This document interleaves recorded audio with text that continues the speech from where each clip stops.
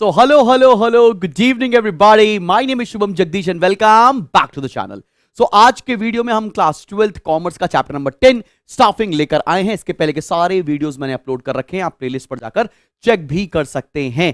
साथ में अगर आपको लगता है कि आपको एक्सक्लूसिव सैंपल पेपर्स और केस स्टडी और कॉम्पिटेंसी बेस्ड क्वेश्चंस की जरूरत है तो डिस्क्रिप्शन में लिंक मिल जाएगी, आप जाके फटाफट से हमारे सैंपल पेपर के कोर्स में एनरोल कर सकते हैं, जिसकी फीस मात्र 500 रुपए है पर सब्जेक्ट। और अगर आपको चाहते हैं कि ये फ्री स्टडी मटेरियल आपको मिल जाए, जो मैं बोर्ड में नोट्स लिखता हूं वो आपको चाहिए, तो आपको डिस्क्रिप्शन में जाना है, हमारे एप्लीकेशन का लिंक है, उसके फ्री स्टडी मटेरियल सेक्शन में मिल जाएगा स्टाफिंग और बाकी सारे चैप्टर्स के नोट्स भी, जो कि आपके लिए बहुत हेल्पफुल होने वाले हैं इस एग्जामिनेशन के अंदर। तो चलिए बिना टाइम वेस्ट के जल्दी से शुरू करते हैं स्टाफिंग का चैप्टर। स्टाफिंग के चैप्टर में बहुत सारे टॉपिक ऐसे हैं जो हमारे सिलेबस में नहीं है। क्या क्या हमारे सिलेबस में है, क्या क्या स्किप करना है, आओ जरा देखते हैं। मीनिंग ऑफ स्टाफिंग हमारे सिलेबस में है, नेचर नहीं है। इंपॉर्टेंस ऑफ स्टाफिंग हमारे सिलेबस में है। Staffing as a part of human resource management ये हमारे सिलेबस में नहीं है। स्टेप्स इन स्टाफिंग प्रोसेस है। मीनिंग ऑफ रिक्रूटमेंट भी है, सोर्सेज ऑफ रिक्रूटमेंट भी है, मीनिंग ऑफ सिलेक्शन भी है, distinction between recruitment and selection भी है, और इंपॉर्टेंस ऑफ सिलेक्शन हमारे सिलेबस में नहीं है। देन सिलेक्शन प्रोसीजर है, मीनिंग ऑफ ट्रेनिंग है, distinction between training and development भी है, नीड और इंपॉर्टेंस ऑफ ट्रेनिंग हमारे सिलेबस में नहीं है, और फिर टाइप्स ऑफ ट्रेनिंग हमारे सिलेबस में है। तो सिलेबस भी जानना बहुत जरूरी है। तो चलिए शुरू करने जा रहे हैं आज का चैप्टर। तो चलिए शुरू करते हैं। भाई साहब, ये स्टाफिंग का मतलब होता क्या है? मान लेते हैं मेरी कंपनी है और मैं बेकरी में डील करता हूं, और मेरी एक बेकरी है जिसमें मस्त मस्त हम लोग केक्स बनाते हैं। तो अब मुझे लगता है कि यार ऐसा कोई शेफ मिल जाए जो मतलब बहुत बढ़िया बेकरी का सामान बनाता हूं, मजा ही आ जाएगी। तो हमने देखा कि हमें किस तरह के लोगों की आवश्यकता है, और मुझे कुछ सेल्समैन मिल जाए, कुछ मार्केटिंग टीम मिल जाए तो मजा ही आ जाएगी। तो स्टाफिंग का मतलब होता क्या है? स्टाफिंग का मतलब होता है सही आदमी को सही प्लेस पर रखना, सही आदमी को सही नौकरी देना है। स्टाफिंग है, it means putting right people at right place. बात समझ में आ रही कि नहीं आ रही? अगर मैं इंजीनियर हूं तो मुझे इंजीनियरिंग के काम में रखो, अगर तुम क्रिएटिव पर्सन है तो तुम्हें कि तुम्हारे लिहाजे से काम मिलना चाहिए। क्या समझ में आ रही है बात? होता क्या है स्टाफिंग? आओ जरा देखते हैं।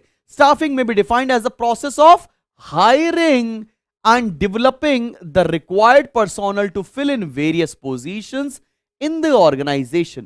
It involves estimating the number and types of personnel required and recruiting and developing them and maintaining and improving their competence and performance. अगर आपने इतना भी लिख दिया putting right people at right job, तो भी आपको कुछ ना कुछ नंबर तो मिलने वाले हैं। स्टाफिंग का मतलब समझ में आ रहा है? नौकरी के हिसाब से आदमी को सेलेक्ट करो और उसको सही सही काम करवाने लग जाओ। ठीक है भाई, समझ में आया? अब नेचर ऑफ स्टाफिंग हमारे सिलेबस में नहीं है, मैंने पहले ही बता दिया, यहां भी लिख दे रहा हूं ताकि आपके नोट्स में भी आपको कोई कंफ्यूजन नहीं हो भाई। चलो अगले टॉपिक पे बढ़ते हैं, और अब आ रहे हैं हम लोग इंपॉर्टेंस ऑफ स्टाफिंग के अंदर। ये इंपॉर्टेंस ऑफ स्टाफिंग क्या है? सबसे पहली इसमें लगती है सबसे ज्यादा पैसे, ह्यूज इन्वेस्टमेंट लगता है। अब ये ह्यूज इन्वेस्टमेंट इंपॉर्टेंस कैसे है, आओ समझते हैं। The creation and maintenance of competent and dedicated workforce required considerable investment in terms of time, money and efforts। भाई दुनिया में एक चीज तुम लोग याद रखना, आगे चल के आप लोग बहुत बड़े एंटरप्रेन्योर्स बनने वाले हैं, लेकिन जो सबसे इंपॉर्टेंट इन्वेस्टमेंट होती है वो आपकी टीम की इन्वेस्टमेंट होती है। अगर आपके पास सही लोग हैं, सही वर्कफोर्स है, तो दुनिया का जो भी गोल होगा वो आप अचीव कर ले जाएंगे। तो इसलिए बोलते हैं स्टाफिंग में ह्यूज इन्वेस्टमेंट है। किस चीज की? टाइम की, पैसे की और एफर्ट्स की। अगला लॉन्ग टर्म इंप्लीकेशन। अगर आपने अपने बिजनेस में किसी खराब इंप्लॉय को रख लिया तो जिंदगी में बहुत बड़ा डेंट देकर जाएगा आपके करियर में। सिमिलरली अगर आपने बहुत अच्छा स्टाफ रख लिया अपने बिजनेस में तो लॉन्ग टर्म में आपको बहुत सारे बेनिफिट मिलने वाले हैं। Investment in human resource has long term effects, therefore decisions in the area of staffing are crucial, particularly in case of managerial personnel. Moreover, human resources tend to become obsolete with the advancement in technology and other changes. अगर जितना बेहतर employ है आपके पास, उसका effect लंबे समय तक देखने को मिल जाएगा बच्चा पार्टी। ठीक है ना? अब आते हैं मल्टीपल इफेक्ट्स। अगर आपने सही बंदे को रिक्रूट कर लिया, सही बंदे की स्टाफिंग कर ली है, तो इसके मल्टीपल इंपैक्ट होंगे। कैसे? आओ देखते हैं। People are the most valuable assets of any organization. Other assets such as land, building, machinery, equipment, money and materials become productive only when people use them properly. Therefore, the quality of human resources has a multiplier effect on all parts of organization. भाई अगर आपने बंदा ही ठीक नहीं रखा है तो आपकी करोड़ों की मशीनरी को खराब कर सकता है। आपने बंदा अच्छा रखा है तो खराब से खराब मशीनरी से भी वो अच्छे से अच्छा काम निकाल सकता है। तो ये मल्टीप्लायर इफेक्ट होता है एक अच्छे इंप्लॉय को रखने का। आगे बढ़ते हैं। Holistic approach, the contribution of a person in an organization depends not merely on his own competence and motivation but also on the competence and motivation of his superior and subordinates and on the facilities provided to him. Holistic approach का मतलब क्या होता है? पूरा organisation सिर्फ एक चीज पर निर्भर नहीं है कि आपने अगर एम्प्लॉय को अच्छा पैसा दे दिया है तो ही ठीक है। नहीं भाई, उसकी इंडिविजुअल ग्रोथ कैसी हो रही है, क्या वो मोटिवेटेड है कि नहीं है। इट इज अ होलिस्टिक मतलब ओवरऑल अप्रोच होता है, इसलिए स्टाफिंग की इंपॉर्टेंस है। ठीक है, बात समझ में आ रहा? सिर्फ कॉम्पिटेंस, सिर्फ स्किल से काम नहीं चलता। वो बंदा हमारे ऑर्गेनाइजेशन में इमोशनली कितना कंट्रीब्यूट कर रहा है, वो आसपास माहौल कैसा रख रहा है, ये सारी बातें भी होलिस्टिक अप्रोच में आएंगी। की टू अदर फंक्शन, की टू अदर फंक्शन मतलब क्या है? अगर यार आपके ऑर्गेनाइजेशन के अंदर मार्केटिंग का अलग काम है, प्रोडक्शन का अलग काम है, फाइनेंस का अलग काम है, अगर बंदे ही तुमने अच्छे सेलेक्ट नहीं किए तो सारे फंक्शंस की परफॉर्मेंस के ऊपर दिक्कतें आना शुरू हो जाएंगी। तो without people an organization is an empty shell of job positions. Staffing injects life into the organization by providing the right person for every job. The effectiveness of directing and controlling functions also depends upon staffing. ठीक है बच्चों पाड़ी, आप कोई भी 4 point prepare कर लेना, it will be more than enough for your 2025 examination. ठीक है ना. लिबरलाइजेशन एंड ग्लोबलाइजेशन अगला इंपॉर्टेंस का पॉइंट है. Skilful management of human resource has become essential for success in business in the modern era of global competition. Moreover, serious moral and legal issues are involved in the acquisition, utilization and discharge of employees.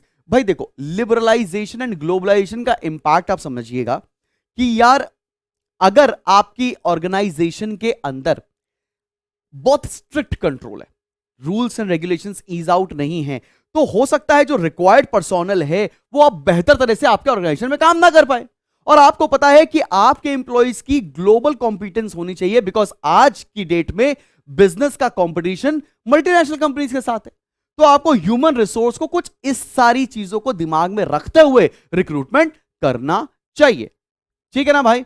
अगले topic की तरफ बढ़ते हैं. Staffing as a part of human resource management. Again this is not in syllabus, तो बढ़िया बढ़िया आप लोग इस पॉइंट को भी स्किप कर सकते हो. अब बढ़ते हैं बच्चा पाड़ी अगले टॉपिक की तरफ, और इस टॉपिक, इस चैप्टर का इनफैक्ट जान है ये पर्टिकुलर टॉपिक. तो चलो शुरू करते हैं. Steps in the process of staffing. अभी भाई बंदों को रिक्रूट करना कैसे, बंदों को अपने कंपनी में रखना कैसे, स्टाफिंग करनी कैसे, ये इस बार बोर्ड इम्तिहान में किसी ना किसी रूप में पूछा जाना है ही है. कुछ भी कर लो भाई. ठीक है, आओ जरा देखते हैं सबसे पहला स्टेप, और स्टेप्स को इसी ऑर्डर में लिखकर आएंगे. अगर आपने स्टेप्स में कोई ऑर्डर में दिक्कतें की, आपको पूरे काट के 0 नंबर मिल जाएंगे भाई. तो सबसे पहला स्टेप है ह्यूमन रिसोर्स प्लानिंग, जिसको हम लोग मैन पावर प्लानिंग भी कहते हैं. मैन पावर प्लानिंग का मतलब क्या है? मैंने बताया ना, मेरा बेकरी का बिजनेस है, मुझे कितने इंप्लॉइज की आवश्यकता है, इसे बोलते हैं मैन पावर प्लानिंग. मैंने सोचा मुझे 2 शेफ चाहिए, 3 मार्केटिंग वाले बंदे चाहिए, 2 हाउसकीपिंग के लिए चाहिए. मैंने कहा टोटल मेरे को 10 लोग की जरूरत है. तो ये 10 लोगों के बारे में एस्टिमेट लगाना इज ह्यूमन रिसोर्स प्लानिंग, या जिसको बोलते हैं हम लोग मैन पावर प्लानिंग. एग्जाम में क्या लिखकर आना है, ये नोट सेल्फ सफिशिएंट है आपके लिए. It involves forecasting and determining the number and kind of manpower required by organization in future. सिर्फ इतना भी लिख दिया तो नंबर आपको पूरे मिल जाएंगे. The manpower needs an organization are estimated keeping in view the present activities and future plans such as production schedules, demand forecast, market trends etc. केवल अगर इतना सा भी आंसर आप लिखकर आ जाओगे तो भी आपको पूरे नंबर मिल जाएंगे. मैं कीवर्ड्स हाईलाइट करते हुए आपको नोट्स प्रोवाइड कर रहा हूं. अगला स्टेप होता है रिक्रूटमेंट. अब सर ये रिक्रूटमेंट क्या होता है? रिक्रूटमेंट का मतलब आसान भाषा में लोगों से अपनी कंपनी में अप्लाई करवाना होता है. ज्यादा से ज्यादा लोग आपकी कंपनी में रोजगार के लिए अप्लाई करें, इस प्रोसेस को रिक्रूटमेंट बोलते हैं. बात समझ में आ रही है? आओ जरा देखते हैं। It means identifying the source of required personnel and inducing people to apply for jobs in the organization. Recruitment of staff can be within the organization as well as from outside. Recruitment हमारे organization के अंदर से भी हो सकता है और बाहर से भी हम लोग कर सकते हैं, लेकिन रिक्रूटमेंट का मतलब होता क्या है? रिक्रूटमेंट का सीधा सीधा मतलब है ज्यादा से ज्यादा लोगों को अपने ऑर्गेनाइजेशन में अप्लाई करवाना। थर्ड स्टेप पर आते हैं। थर्ड स्टेप होता है हमारा सिलेक्शन। सिलेक्शन का मतलब क्या? अब बहुत सारे लोगों ने आपकी कंपनी में अप्लाई कर दिया, अब कैसे सेलेक्ट करोगे उनमें से एम्प्लॉइज? वही है हमारा third stage. It is the process of choosing and appointing the right candidate for various job positions in the organization. सबसे पहले मैन पावर प्लानिंग की, उसके बाद आपने किया रिक्रूटमेंट, फिर आपने कर लिया सिलेक्शन। अब सिलेक्शन करने के बाद करेंगे प्लेसमेंट।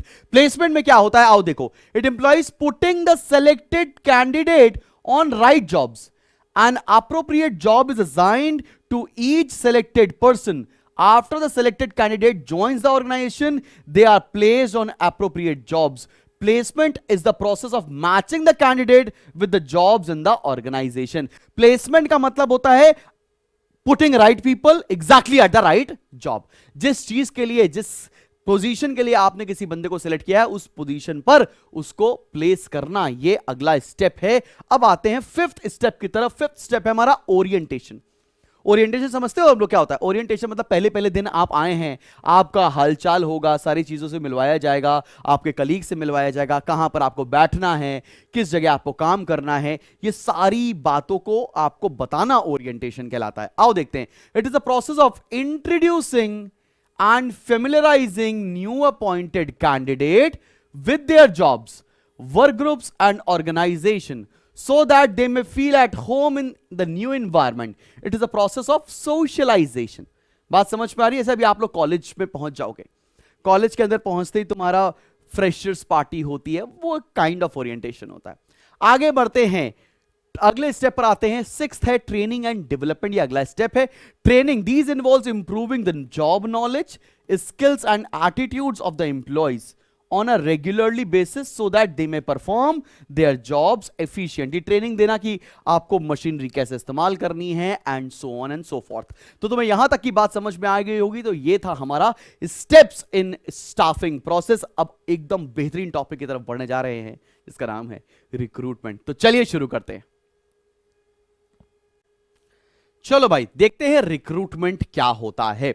जैसे मैंने आपको बताया, रिक्रूटमेंट का मतलब क्या होता है? ज्यादा से ज्यादा लोगों को इंड्यूस करना कि हमारी कंपनी में आप जॉब्स के लिए अप्लाई करो, उसको रिक्रूटमेंट बोलते हैं। पर इसको डिटेल में जानते हैं। It is a process of searching for prospective employees and encouraging them to apply for jobs in the organization. It is an important part of staffing and it is an ongoing process. ज्यादा लोगों को search करना और उनको अपनी company में jobs के लिए अप्लाई करवाना। अब सोर्सेस क्या होते हैं? दो सोर्सेस हैं बेटा, एक इंटरनल सोर्स होते हैं और एक्सटर्नल सोर्स होते हैं। सबसे पहले सोर्स की तरफ बढ़ रहे हैं, यह है हमारा इंटरनल सोर्स। इंटरनल सोर्स में सिर्फ दो पॉइंट आते हैं। एक तो होता है किसी को प्रमोशन के थ्रू रिक्रूट करना, और दूसरा होता है शिफ्टिंग, या इसको हम बोल सकते हैं ट्रांसफर की तौर पर किसी को रिक्रूट करना। मान लेते हैं मेरे ऑर्गेनाइजेशन में कोई एक पोजीशन खाली है सीनियर मैनेजर की। मैंने देखा कि मेरे यहां पर जूनियर लेवल पर काफी इंप्लॉइज कुछ बढ़िया कर रहे हैं, तो हमने क्या किया कि उन लोगों का प्रमोशन कर दिया कि यार ये बंदे तो हमारे कंपनी के भी हैं और अच्छे से काम भी कर सकते हैं। इसको बोलते हैं प्रमोशन। प्रमोशन के थ्रू आपने कोई वैकेंसी को फिल कर दिया। दूसरा होता है शिफ्टिंग या ट्रांसफर। हमने देखा किसी और डिपार्टमेंट में कुछ ज्यादा लोग हैं और वहां पर एक आदमी सरप्लस है और काम ये कर सकता है, मैंने उस एम्प्लॉय को यहां पर बुला लिया, उसको बोलते हैं ट्रांसफर। और शिफ्टिंग या ट्रांसफर में किसी की सैलरी पैकेज कभी नहीं बढ़ता, लेकिन प्रमोशन में हमेशा सैलरी पैकेज इंक्रीज किया जाता है। तो प्रमोशन का मतलब क्या होता है? Shifting an employee to a bigger or a higher post carrying greater salary status and responsibility. Versus transfer और शिफ्टिंग जो होता है, an employee to a similar job with no change in salary status and responsibility. Clear है बच्चा पहाड़ी? अब advantages of internal sources is not in syllabus. तो भैया बढ़िया बढ़िया, बल्ले बल्ले हो गया, शावा शावा हो गया, ये टॉपिक स्किप करके बढ़िया बढ़िया आगे बढ़ सकते हो। अरे बढ़िया बात, लिमिटेशन भी इंटरनल सोर्सेज की सिलेबस में नहीं है। तो मैं ये मार्क कर दे रहा हूं ताकि आपको एकदम क्लियरली पता चल जाए नोट्स जब आप डाउनलोड करेंगे एप्लीकेशन से कि ये नहीं पढ़ना है। आगे बढ़ते हैं, हम लोग बढ़ने जा रहे हैं सोर्सेस ऑफ रिक्रूटमेंट के सेकंड मेथड की तरफ, वो है एक्सटर्नल सोर्सेस। एक्सटर्नल सोर्सेस का मतलब क्या होता है? जब आपने रिक्रूटमेंट ऑर्गेनाइजेशन के बाहर से किया।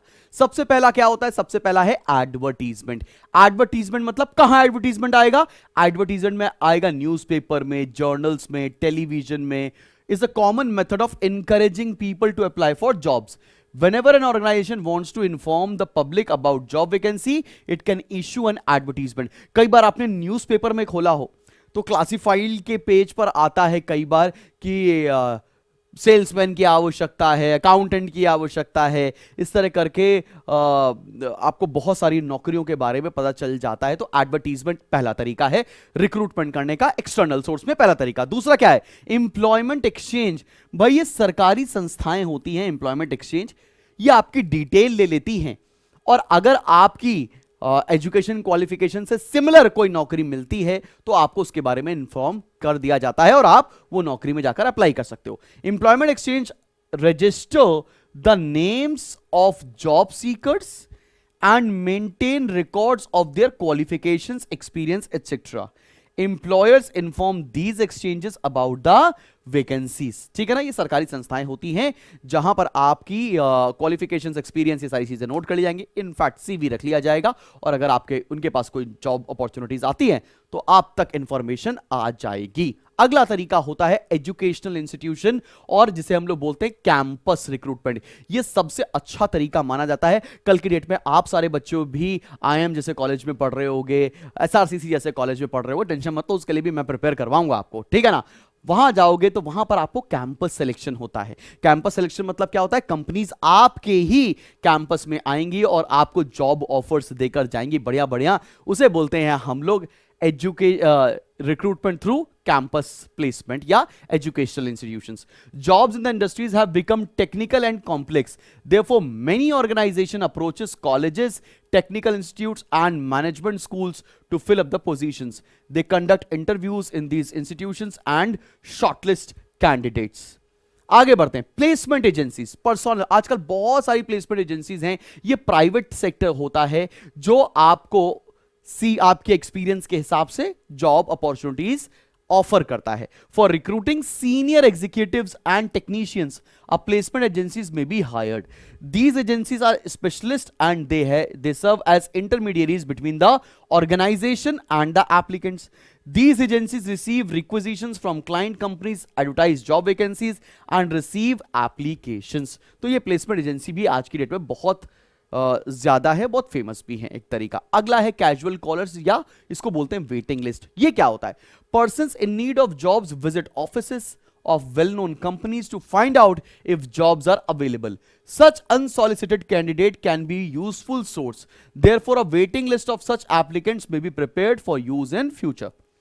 कई बार क्या होता है, आप ऑफिस विजिट करते हो और पूछते हो कि भैया आपके यहाँ कोई जॉब वैकेंसी है? चलिए कोई बात नहीं है तो मेरा ये सीवी रख लीजिए, मेरा बायोडेटा रख लीजिए, अगर कोई सी वैकेंसी होती है तो आप मेरे को जरूर बताइएगा। ये एक तरीका है कैजुअल कॉलर्स। अगला है डायरेक्ट रिक्रूटमेंट। डायरेक्ट रिक्रूटमेंट का मतलब क्या होता है? Sometimes a notice of vacancies is put up on the factory gate or office notice board. People read it and assemble at the gate specified date पर और time पर. This source is used to fill up casual और temporary vacancies at the lowest level. Factory gate से ज्यादातर labours की भर्ती होती है और ये डायरेक्ट रिक्रूटमेंट के अंडर आता है। ठीक है ना? चलो खैर आगे बढ़ते हैं भाई। एक्सटर्नल सोर्सेज में अगला है रिकमेंडेशंस ऑफ प्रेजेंट एम्प्लॉइज। आज की डेट में कॉर्पोरेट सेक्टर में सबसे ज्यादा अगर रिक्रूटमेंट होता है तो वो रिकमेंडेशन से होता है। मतलब अगर आप एक ऑर्गेनाइजेशन में काम कर रहे हैं, एक वैकेंसी आई और वहां के एम्प्लॉय ने ही किसी को रेफर कर दिया तो उस रेफरेंस से आपका वहां पर सिलेक्शन किया जा सकता है। इसको बोलते हैं recommendation. Candidates recommended by existing employees can be a good source of recruitment. Existing employees do some preliminary screening and stand surety for the new recruits. Some employees give preference to relatives and friends or present staff. ठीक है ना. अगला है labour contractors और jobbers. ये होता है unskilled labours के लिए. लेबर कॉन्ट्रैक्टर आप समझते हैं ना, कि मान लेते हैं ये लेबर कॉन्ट्रैक्टर्स के बाद बहुत सारे लेबर्स होते हैं और ये किसी फैक्ट्री में लेबर्स की सप्लाई करते हैं या किसी कंस्ट्रक्शन साइट के ऊपर, उनको लेबर कॉन्ट्रैक्टर्स या जॉबर्स बोलते हैं. Unskilled and semi skilled labours may be recruited through job contractors. This source is often used for recruiting construction labour. Contractors and jobbers maintain close links with the villages and small towns, which offer an adequate and ready supply of unskilled labours. इसके ऊपर case study आने की बहुत सारे chances हैं कि किस employees का किस तरह से सिलेक्शन किया जाएगा, रिक्रूटमेंट किया जाएगा. तो इसको बहुत ध्यान से ये नोट्स 2 से 3 बार आप पढ़ जरूर लेना. ठीक है. अब आते हैं अगले सोर्स पे, इसका नाम है इंटरनेट. आज के डेट में सबसे ज्यादा बूम पर यही वाला पॉइंट है. Certain websites provide information about job openings such as Naukri.com, Jobstreet.com are examples of such websites. Internet is becoming popular source of recruitment. आज की डेट में LinkedIn के ऊपर, Naukri.com के ऊपर, Indeed.com के ऊपर आपको जॉब्स मिल जाती हैं. तो एक पोर्टल है जिसके थ्रू आप वैकेंसीज के ऊपर अप्लाई कर सकते हो. अगला है लेबर कॉन्ट्रैक्टर्स और जॉबर्स. ये हम लोग एक बार कर चुके हैं तो ये रिपीटेड पॉइंट है, स्किप कर सकते हैं इसको. आगे बढ़ते हैं भाई. Advantages of external source, again not in syllabus, तो बढ़िया बढ़िया इसको भी आप लोग स्किप कर सकते हो. और अगला टॉपिक भी आपके सिलेबस में नहीं है जो कि है लिमिटेशन. ठीक है ना भाई लोग, यहां तक एकदम अच्छे अच्छे से समझ में आ गया. चलो भैया चलो, अब बढ़ते हैं हम लोग अगले टॉपिक की तरफ और अगला टॉपिक है हमारा सिलेक्शन. चलो भाई, सिलेक्शन क्या होता है. रिक्रूटमेंट पर चल गया कि लोगों से अपनी नौकरी पे, अपनी ऑर्गेनाइजेशन के अंदर अप्लाई करवाना है. सिलेक्शन का मतलब जिस लोगों ने अप्लाई किया उनको हम सेलेक्ट कैसे करेंगे, क्या तरीका होता है उनको सिलेक्ट करने का, आओ जरा देखते हैं. Selection is a process of carefully screening the candidates so as to identify and choose the most suitable persons for the job vacancies to be filled. कैसे स्क्रीनिंग करेंगे ये बहुत इंपॉर्टेंट है. अच्छा, मैं बताना चाहता हूं distinction between recruitment and selection काफी बर्निंग टॉपिक है, आ सकता है एग्जाम में. आपको इस पीपीटी के एंड में मैंने यहां पर डिफरेंसेस दे रखे हैं, जैसे हर चैप्टर में एंड में मैं प्रोवाइड करता हूं. इंपॉर्टेंस ऑफ सिलेक्शन आपके सिलेबस में नहीं है तो बढ़िया बढ़िया इसको आप स्किप कर सकते हो. लेकिन सिलेक्शन के जो स्टेप्स हैं वो आपके सिलेबस में हैं और वो इस बार 25 के इम्तिहान में आपका ऐसे बाहें फैलाकर इंतजार कर रहे हैं. तो आओ देखते हैं सिलेक्शन किसी भी कैंडिडेट का किया कैसे जाता है. सबसे पहला है प्रीलिमिनरी स्क्रीनिंग. प्रीलिमिनरी स्क्रीनिंग का मतलब क्या है? The purpose for preliminary interview is to see whether the candidate is apparently suitable physically and mentally for the job. It is meant to see size up the candidate. This is essential to check whether the candidate fulfills the minimum qualifications. The preliminary interview is generally quite brief. अब एक छोटा सा interview लिया जाता है जिसमें यह पता लगाता है कि जो जॉब निकली है उससे मैचिंग कैंडिडेट है भी कि नहीं है. ठीक है ना, वो एजुकेशन क्वालिफिकेशन रखता भी है इस पर्टिकुलर जॉब के लिए कि नहीं. तो पहला एक छोटा सा एक इंटरव्यू ले लिया गया जिसको हम लोग बोलते हैं प्रीलिमिनरी स्क्रीनिंग. अगला है एप्लीकेशन ब्लैंक. एप्लीकेशन ब्लैंक क्या होता है? The candidates are required to give full information about their age, qualification, experience, family background, aptitude and interest in the application blank. Application blank एक फॉर्म होता है इसके अंदर आपको सारी इंफॉर्मेशन अपनी भरनी पड़ती है. The application blank provides a detailed written record about the candidate. पहले आपका प्रीलिमिनरी स्क्रीनिंग हुआ, वो अगर आपका क्लियर हो गया तो आपको एक एप्लीकेशन फॉर्म दिया जाएगा, वो आप पूरा भरेंगे, उसको बोलते हैं एप्लीकेशन ब्लैंक. थर्ड स्टेप क्या होता है? वो शुरू होता है आपका टेस्ट, जिसको हम लोग एम्प्लॉयमेंट या सिलेक्शन टेस्ट बोलते हैं. अब इन टेस्ट के अंदर देखिएगा, सबसे पहला टेस्ट है प्रोफिशिएंसी टेस्ट. ये क्या होता है? These tests are designed to measure the skills and knowledge which a candidate already possess. अब प्रोफिशिएंसी टेस्ट में क्या चेक होता है? स्किल और नॉलेज. इसके ऊपर केस स्टडी आएगी इस साल. They are helpful in verifying candidates claim about their knowledge and skills. एक आदमी बोलता है कि मेरे अंदर लेट्स से मुझे पावर पॉइंट बहुत अच्छा आता है, तो आपका पावर पॉइंट का टेस्ट होना प्रोफिशिएंसी टेस्ट की कैटेगरी के अंदर आएगा. दूसरा है aptitude test. These test are design to measure the potential of acquiring necessary knowledge and skills for doing a job. Well in future. Aptitude test are of following types. अब aptitude test का मतलब basic knowledge check करते हैं कि इंसान को mathematics थोड़ा बहुत आता है कि नहीं आता है, इंग्लिश थोड़ा बहुत आता है कि नहीं आता है, या वो फ्यूचर में कुछ अगर उसको सिखाया जाएगा तो वो सीख सकता है कि नहीं। तो अभी जैसे मैंने बताया ना, एप्टीट्यूड टेस्ट को दो पार्ट में क्लासिफाई कर दिया गया। एक होता है इंटरेस्ट टेस्ट, एक होता है पर्सनालिटी टेस्ट, और एक होता है इंटेलिजेंस टेस्ट। बात समझ में आ रही है?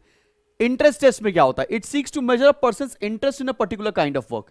It is helpful in finding out the work for which the candidate has the greatest liking. हमने ये पता लगाया कि इस बंदे का एक्चुअल में किस काम को करने में इंटरेस्ट है। दूसरा है personality test. It seeks to measure temperament and emotional makeup of a person. It provides clues of person's emotion, maturity level and value system. ऐसा तो नहीं कि बच्चा जो जिस कैंडिडेट को आप भर्ती कर रहे हो वो बहुत ज्यादा इमोशनल है या बहुत एग्रेसिव है, तो उसका भी टेस्ट होगा, उसको बोलते हैं पर्सनालिटी टेस्ट।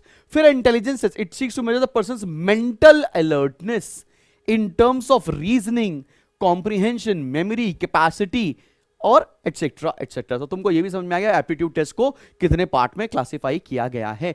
देन बढ़िया बढ़िया एडवांटेजेस ऑफ सिलेक्शन भी नॉट इन सिलेबस हैं भाई लोग, ये भी हमारे सिलेबस में नहीं है, तो बल्ले बल्ले और शावा शावा। और डिसएडवांटेज भी नहीं है भाई, तो नॉट इन सिलेबस, तो ये आप स्किप आराम से कर सकते हो। ठीक है, चलो भाई आगे बढ़ते हैं।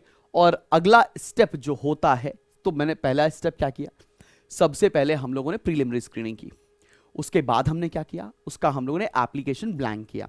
उसके बाद हम लोगों ने क्या किया, उसके बाद हम लोगों ने किया उसका टेस्ट। अब चौथा स्टेप आ रहा है सिलेक्शन और एम्प्लॉयमेंट इंटरव्यू। जो लोग टेस्ट में पास हो गए उनका face to face interview clear करना। आपको पता है इस बार क्राइस्ट एग्जामिनेशन अगर आप जो होगा लेट्स से अप्रैल मई के महीने में, क्राइस्ट कॉलेज आप लोग जानते ही होंगे जो बैंगलोर के अंदर है, जिसकी प्रिपरेशन हम फतेह के कोर्स में कराते हैं, इनफैक्ट वो भी मैं आपको बता देता हूं। तो उस कॉलेज में रिटर्न निकालने के बाद फेस टू फेस इंटरव्यू शुरू हो गया। तो मतलब यू नीड टू फ्लाई और you need to go to that campus and give the interview, then only you will be selected. तो अभी इंटरव्यू में क्या होता है, it involves a formal and face to face conversation between the employer and the candidate. The selectors ask job related and general questions. The way in which a candidate responds to the question is evaluated. Interview में आपसे questions पूछेंगे, आपको उसका जवाब देना पड़ेगा, और ये फेस टू फेस होता है, ये अगला स्टेप है। फिर क्या होता है, अगर आपने एम्प्लॉयमेंट टेस्ट भी के साथ इंटरव्यू भी पास कर लिया, फिर होगा आपका मेडिकल और फिजिकल एग्जामिनेशन, ये चेक करने के लिए क्या आप इस नौकरी के लिए मेडिकली फिट भी हैं कि नहीं। तो candidates who are found suitable after interview are called for a physical examination. A medical checkup of such candidate is done by a panel of doctors to ensure that they are healthy and physically fit for the job. ठीक है, बात समझ में आ रही है। फिर क्या होगा, फिर आपका रेफरेंस और बैकग्राउंड चेक होगा। पता नहीं ऐसा आदमी तो नहीं है जिसको हमने सेलेक्ट कर लिया और वो कसाब निकले पाकिस्तान से इंटेलिजेंस से भेजा हो। तो आपका रेफरेंस और बैकग्राउंड चेक होना बहुत जरूरी है। और रेफरेंस और बैकग्राउंड चेक क्या होता है, जब आपने फॉर्म भरा था ना, तो आपसे दो लोगों के बारे में इंफॉर्मेशन लिखते कि आपको कौन कौन लोग जानते हैं, उनके फोन नंबर भी भरो। तो उनको फोन करेंगे या आपके प्रीवियस ऑर्गेनाइजेशन में फोन करेंगे कि आपका बर्ताव कैसा है, आप कैसे एम्प्लॉई हैं, उन सब के बारे में डिस्कशन होगा, उसे बोलते हैं रेफरेंस और background check. Every candidate is required to state in the application form the names and addresses of at least 2 responsible persons who know him. These persons are contacted in writing or over telephone to collect information about the background, abilities and character of the candidate. ये बहुत important step है।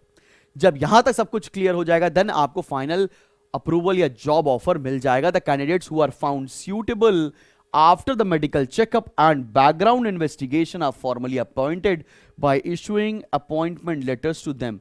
They are asked to join duty by the specified date. Once the candidate accepts a job offer, a written contract of employment is made between the employer and the employee. तो यहां जाकर खत्म होता है selection का topic. I hope तुम्हें समझ में आया होगा। तो चलिए जल्दी जल्दी से बढ़ते हैं अगले टॉपिक की तरफ, जिसका नाम है training.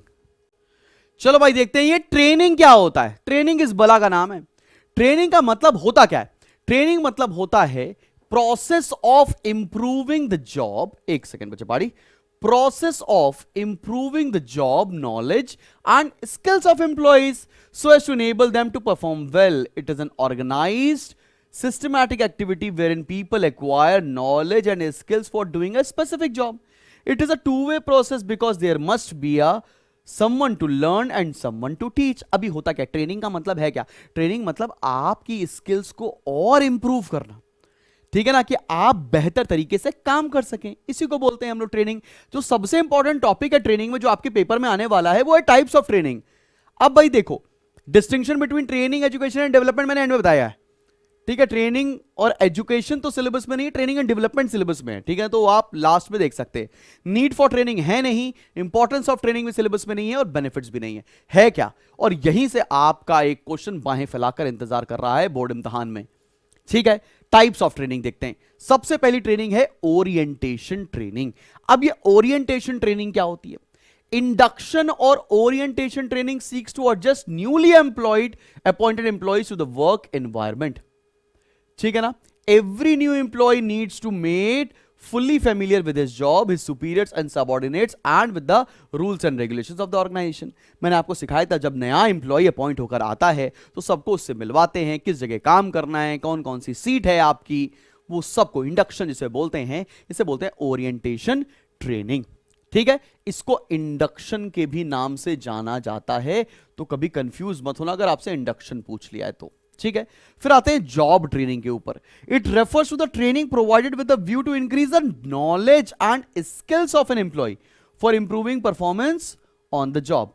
Employees may be taught the correct method of handling the equipment and machines used in the jobs. Such training helps to reduce accidents, waste and inefficiency spelling mistake है, in the performance of the job. Job training का मतलब क्या, आपको काम कैसे करना है उसके ऊपर आपको ट्रेनिंग मिलेगी।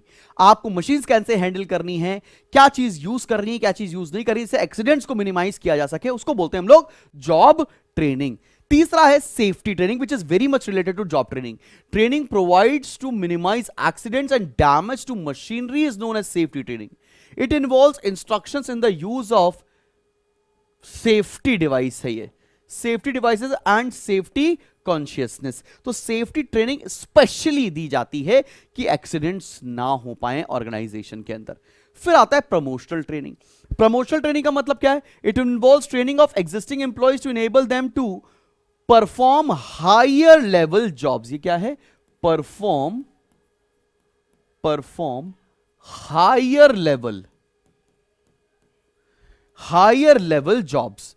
Employees with the potential are given training, या थोड़ा सा potential are given training before their promotion so that they do not find it difficult to shoulder the higher responsibilities of the new positions to which they are promoted।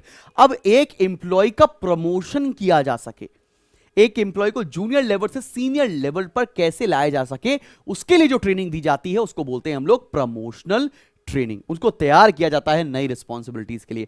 अब आता है refresher training. Refresher training किस चिड़िया का नाम है?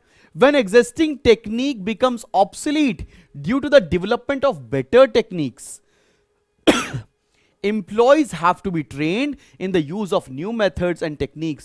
With the passage of time, employee may forget some of the new methods of doing work। अब जैसे कि बहुत साल पहले ना कंप्यूटर्स नहीं थे, तो कंप्यूटर के ऊपर लोगों को ट्रेनिंग दी गई, तो उसे बोलते हैं रिफ्रेशर ट्रेनिंग। अभी एआई नया आ रहा है, तो एआई के ऊपर जब लोगों को ट्रेनिंग दिया गई उसे क्या बोलेंगे? Refresher training. जैसे ही पुरानी टेक्नोलॉजी ऑब्सोलीट होती है, नई टेक्नोलॉजी आती है, और नई टेक्नोलॉजी में जिस तरह से लोगों को ट्रेन किया जाता है उसको बोलते हैं रिफ्रेशर ट्रेनिंग। फिर आता है रेमेडियल ट्रेनिंग। रेमेडियल ट्रेनिंग क्या है? Such training is design to correct the mistakes and shortcomings in the behaviour and performance of employees.